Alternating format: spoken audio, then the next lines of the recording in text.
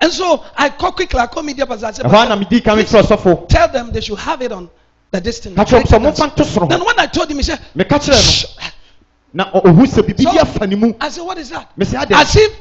As if like I've asked him to preach. I said he shouldn't preach. And I'm going to preach. And then the message I told him was the message he had in mind to preach. So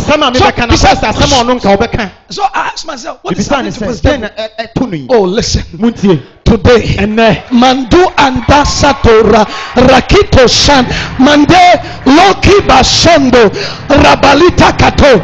I stretch forth my right hand towards your businesses, towards your job, towards your mind. More ideas, more concept to create businesses, more contact, more connections, more finances. They are coming to you. They are coming to you. They are coming to you. They are coming to you. They are coming to you. In the name of Jesus.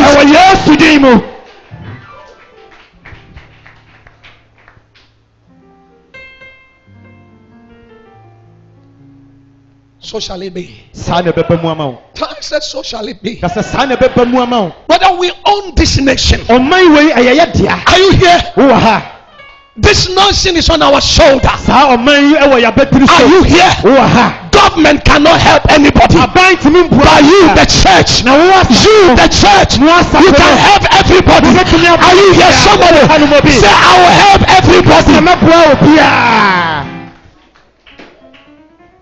Are you here? Look at somebody's face. Said it has already happened. Oh, are you here? Eh? Oh, Shandala Bakato Sata. Take your seat. And quickly, let's go to some scriptures. Are you here today? Now, greater than Solomon is here. We're going to deal with two personalities. And then we'll do what we call life application. Are you here?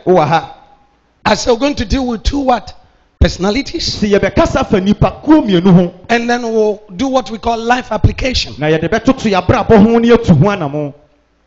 And it's prophetic. So I want to listen and listen well. Number one person we'll talk about is Solomon, because we've already mentioned Solomon in the topic. And then we'll also talk about another personality who is greater than Solomon. And then we'll bring you and I into the picture. Are you here? Are you here? Tell somebody something is happening to me right now.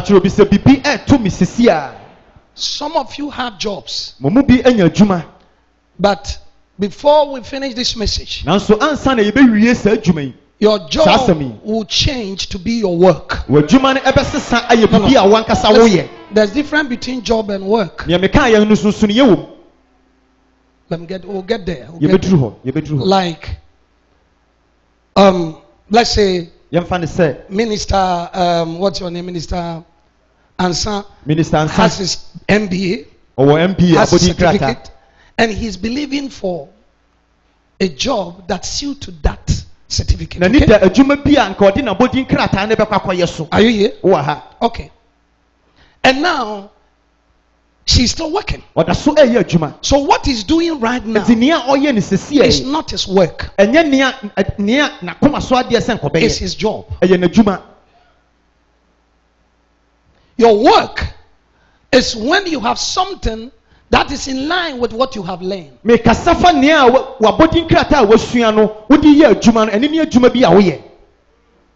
Okay? You are a secretary, private secretary. And then you are you employ in a particular company. And they say, no, we'll make sure you work here as a secretary. But now, we want to be receiving calls for us. That's your job. That's not your work.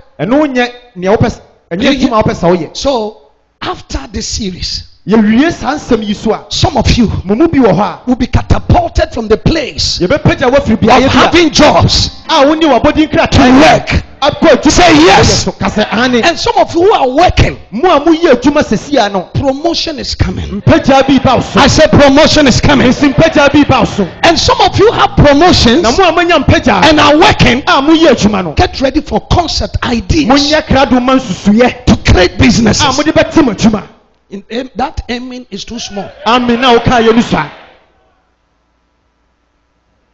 And so we need to pick the first personality, Solomon, and discover certain things about him. Let's look at 1 Kings chapter 3. From 3 to 13. Understand that David was asked to build a temple for the Lord, and eventually got a message from the Lord that he was not the one going to build it. Rather, his son Solomon will build the temple. And please, I want you to look at something. God came to Solomon, and let's look at the conversation here. 1 Kings chapter 3, from 3 to 13. And Solomon loved the Lord, walking in the statutes of David his father. Only he sacrificed and burned incense in high places. 4. And the king went to Gibeon to sacrifice there, for that was the great high place. 1,000 burnt offerings did Solomon offer upon the altar. Verse 5. In Gibeon, the Lord appeared to what? Solomon in a dream by night. And God said, ask what I shall what? Give thee. For that matter, ask anything you want. No, some of you will say, God, that witch, my grandmother is a witch. Kill her so that my finances will be okay.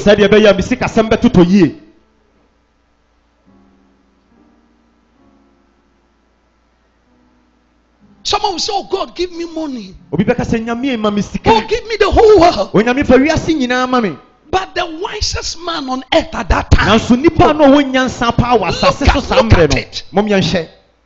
Verse 6. And Solomon said, thou hast showed unto thy servant what?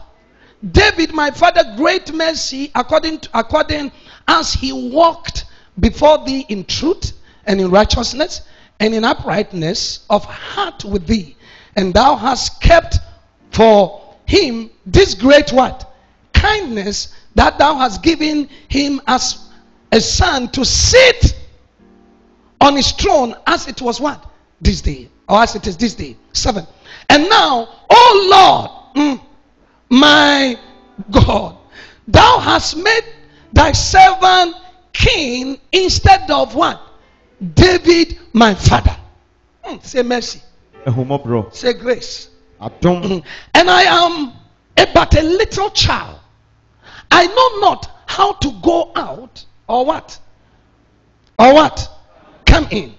And thy servant is in the midst of thy people, which thou hast what? Chosen a great people, that cannot be numbered nor counted for multitude. 9. Give therefore thy servant an understanding heart to judge thy people, that I may discern between good and bad. For who is able to judge this day, this so great people? Verse 10. And the speech, Mandala Kato Sandaya Bakati, and the speech and the request and the petition pleased the Lord, that Solomon has asked what? Verse 10. Look at verse 11. And God said unto him, because you have not asked, and thou hast not asked this thing, and hast not asked for thyself what? Long life. Neither hast thou asked riches for thyself, nor hast asked the life of what? Thy enemies to be killed. You know, today, church, many will quickly go into that. Oh God, I want you to baptize my enemies with fire. I'm coming. Solomon lived under the Old Testament. Look at his notches. Intellectual knowledge. Look at the way Solomon thinks. Never asked that his enemy should be killed. Oh man, that's, you know, God has given a prophetic word concerning this church. Anybody that decide to be our enemies, one thing is clear: the person will be poor, and he or she will come and borrow money from us. That's what has been happening. Are you here, somebody? Say, my enemies live for long, but be poor and come and borrow money from me. So shall it be forever.